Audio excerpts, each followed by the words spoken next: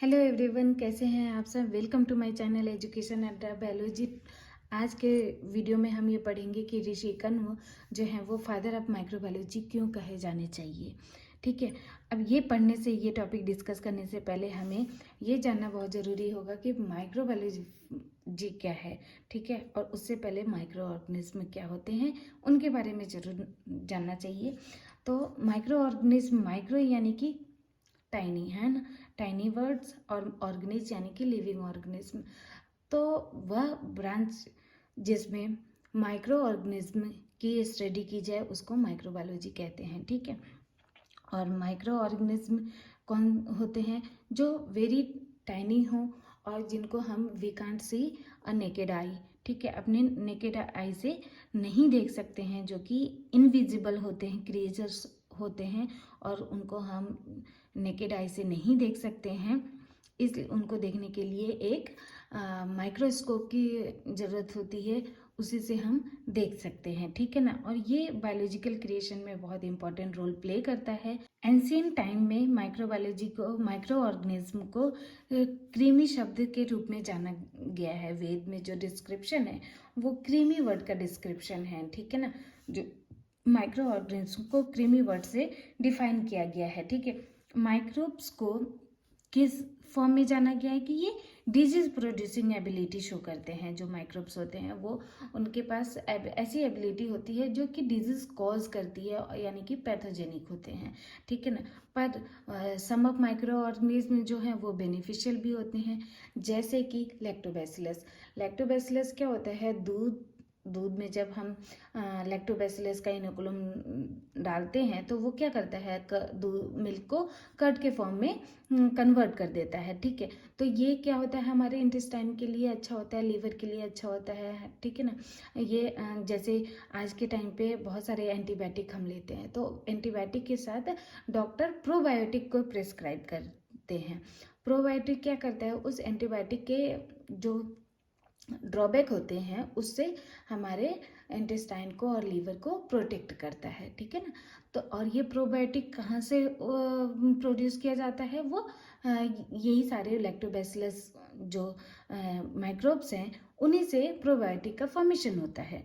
ठीक है ना, तो माइक्रोब्स का एप्लीकेशन मैं ऑलरेडी इसके ऊपर वीडियो बना चुकी हूँ, आप उसको देख सकते हैं, प्रीवियस वीडियो मेरे देख सकते हैं। अगर आपने चैनल को सब्सक्राइब नहीं किया है तो आप चैनल को सब्सक्राइब कर लीजिए, ताकि नेक्स्ट जो जितने भी वीडियो आए, मैं वैदिक माइक्रोबायोलॉजी के ऊपर बनाऊं और भी टॉपिक के ऊपर बनाऊं, तो वो आप तक पहुंच जाए और उससे आपको टॉपिक को समझने में आसानी हो सके। ठीक है, तो माइक्रो ऑर्गेनिज्म जो हैं उसमें क्या क्या आते हैं? एक तो बैक्टीरिया हो गए, वायरस हो गए, फंजाई हो गए, प्रोटोजोआ हो गए, हेलमिन्स हो गए, और एल्गी हो गए।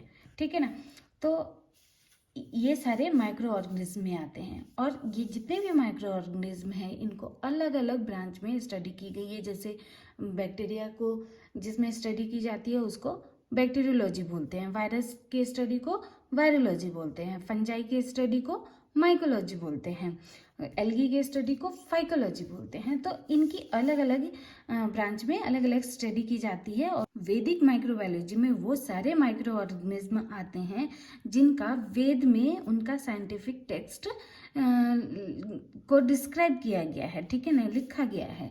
वैदिक माइक्रोबायोलॉजी के समय जितने माइक्रो ऑर्गेनिज्म का डिस्क्रिप्शन किया गया है उसको वैदिक माइक्रोबायोलॉजी बोलेंगे। ठीक है, वेद में जिन माइक्रो ऑर्गेनिज्म का डिस्क्रिप्शन किया गया है उसको वैदिक माइक्रोबायोलॉजी बोलेंगे।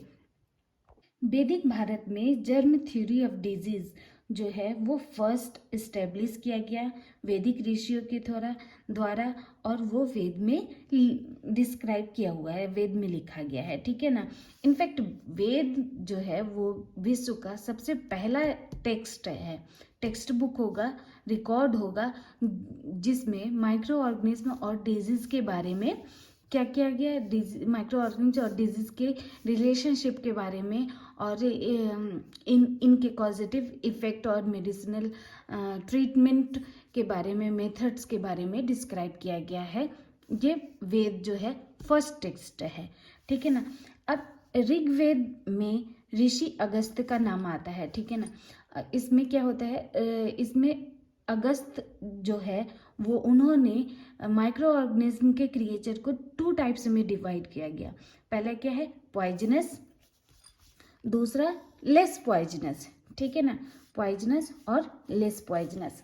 पॉइजनस यानी कि जो डिजीज प्रोड्यूसिंग माइक्रो ऑर्गेनिज्म होंगे, ठीक है, और लेस पॉइजनस जो non disease producing micro organism होंगे, नॉर्मल माइक्रो ऑर्गेनिज्म होंगे, ठीक है।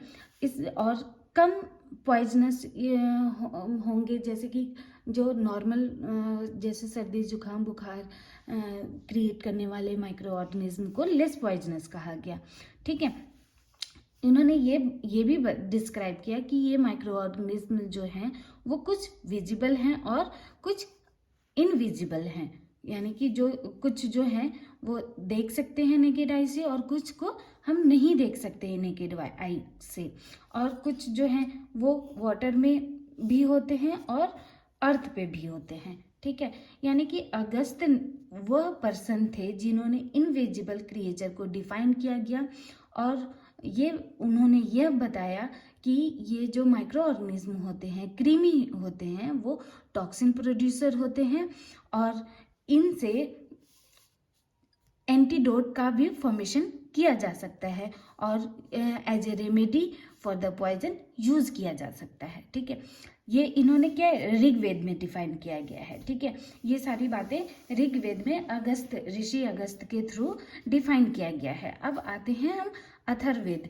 अथर्ववेद हमारे 4 वेदास हैं, ऋग्वेद, यजुर्वेद, सामवेद और अथर्ववेद, ठीक है ना। तो ये बात ऋग्वेद की अभी चल रही थी। अब हम आते हैं अथर्ववेद में। अथर्ववेद में ही जितने फार्मास्यूटिकल्स फार्मालॉजिकल रिलेटेड एक्टिविटीज़ हैं और मेडिसिनल प्लांट रिलेटेड जो मेडिसिनल प्लांट है और उनके वो किन किन डिजीज़ में कैसा रोल प्ले करते हैं, वो सबको अथर्ववेद में डिफाइन किया गया है, ठीक है। तो अथर्ववेद में लिखा गया है कि जब ह्यूमन बॉडी में टॉक्सिन का एक्यूमुलेशन हो जाता है तो वो डिजीज कॉज करता है, ठीक है। Accumulation of toxin with in the body disease result, ठीक है। जब बॉडी में टॉक्सिन का एक्यूमुलेशन होगा तो वो क्या करेगा, डिजीज कॉज करेगा, ठीक है। अब इसमें ऋषि कण्व को फादर ऑफ वैदिक माइक्रोबायोलॉजी क्यों कहा गया है, क्योंकि वो उन्होंने क्या किया, अथर्ववेद में डिस्क्राइब किया गया कि जर्म्स है ना, जर्म्स को उन्होंने क्या किया, कृमि शब्द कहा, ठीक है। जर्म्स को कृमि शब्द कहा और पिस्का यतुधान, ठीक है। ये सब क्या है, पैथोजेनिक माइक्रो ऑर्गेनिज्म है, ठीक है। ऋषि कण्व ने पैथोजेनिक माइक्रो ऑर्गेनिज्म को डिस्क्राइब करने के साथ साथ उन्होंने उनके ट्रीटमेंट के मेथड को भी डिस्क्राइब किया।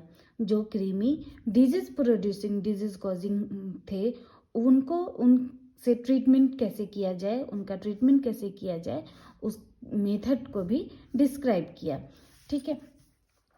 अथर्ववेद में जो है कृमि के बारे में सारी नॉलेज दी गई है और उन कण्व के साथ साथ कण्व ने 3 और सागेस का नाम लिया है। वो कौन कौन से, अत्रि, यमदग्नि और अगस्त। अथर्ववेद में ये मेंशन है। उन्होंने जो है कण्व ने, ऋषि कण्व के साथ साथ 3 और संत हैं, ऋषि हैं, जिन्होंने माइक्रो ऑर्गेनिज्म को डिस्क्राइब किया है, ठीक है। वो एक मंत्र के थ्रू उसमें वेद में डिस्क्रिप्शन दिया गया है। वो कौन सा है, अत्रि वद क्रीमयो हन्मि कण्व व जमदग्नि अगस्तस्य ब्रह्मणा सम पीनस्मय अहम कृमिन, ठीक है।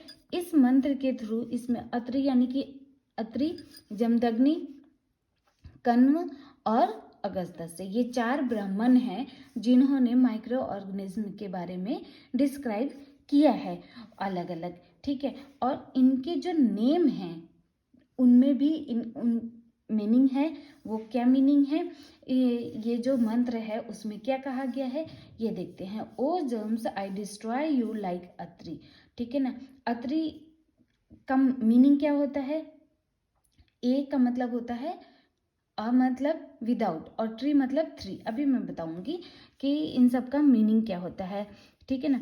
ओ germs I destroy you like a tree, Kanva Jamadagni I fully crush the germs with the knowledge of Brahmans, है ना। ये चार ब्राह्मण हैं जिनके नॉलेज के थ्रू हम जम्स को किल कर सकते हैं। आज के टॉपिक में हमने पढ़ा कि ऋषि कण्व फादर ऑफ माइक्रोबायोलॉजी कैसे हैं। आई होप ये टॉपिक सबको समझ में आया हो, और जो हमारे चैनल पे नए हैं वो प्लीज़ चैनल को सब्सक्राइब कर दें ताकि आने वाली नेक्स्ट वीडियो उन तक पहुंचे और उनके नॉलेज को गेन कर सके। और जो हमारे चैनल पे पहले से ऑलरेडी सब्सक्राइब कर दिया है उन्होंने, ये टॉपिक अगर उनको समझ में आई हो तो प्लीज़ लाइक और सब्सक्राइब और शेयर करना ना भूलें। Thank you for watching. मिलते हैं नेक्स्ट वीडियो में नेक्स्ट टॉपिक के साथ।